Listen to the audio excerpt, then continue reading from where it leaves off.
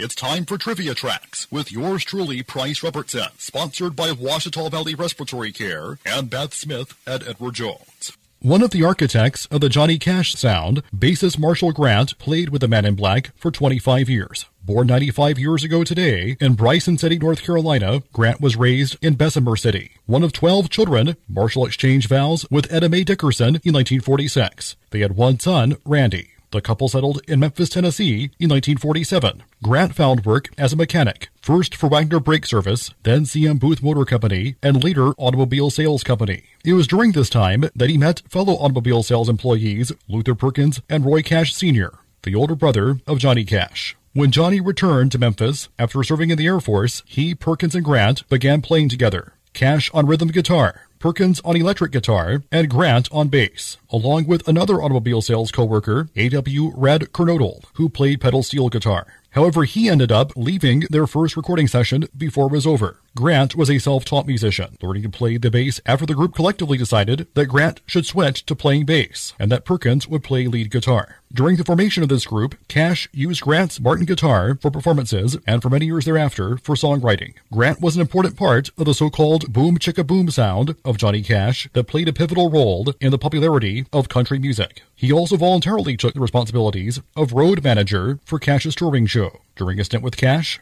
Grant played both upright and electric bass. It was during the 1970s that Glenn Shirley, who had just been released from prison, went to work for House of Cash, Johnny's publishing company, and on the road with Cash. But old demons soon came back into play. Here is Grant recalling one incident between he and Glenn in a documentary interview a few years before his death, told in that unmistakable North Carolina accent. He said, "I don't misunderstand you. I love you. I love you. But what I would really like to do to you, I'd like to get a butcher knife. I'd like to start cutting you all to hell. I'd like to drain every drop of blood in your body out on that floor."